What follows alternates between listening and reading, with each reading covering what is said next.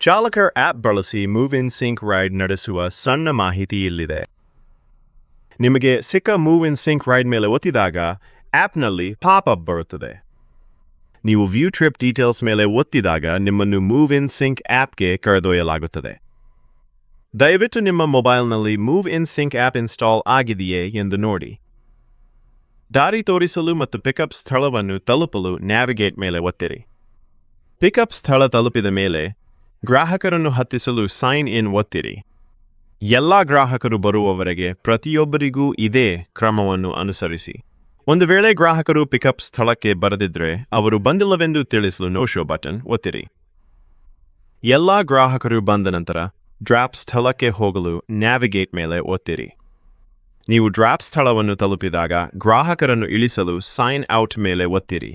ಎಲ್ಲ ಗ್ರಾಹಕರು ಇಳಿಯುವವರೆಗೆ ಇದೇ ಕ್ರಮವನ್ನು ಅನುಸರಿಸಿ. ಕೊನೆಯ ಗ್ರಾಹಕರನ್ನು ಬಿಟ್ಟ ಮೇಲೆ ಪ್ರಯಾಣ ತಾನೇ ಮುಗಿಯುತ್ತೆ. ಸುಗಮ ಅನುಭವಕ್ಕಾಗಿ ಈ ಹಂತಗಳನ್ನು ಸರಿಯಾಗಿ ಪಾಲಿಸಿ. ಧನ್ಯವಾದ.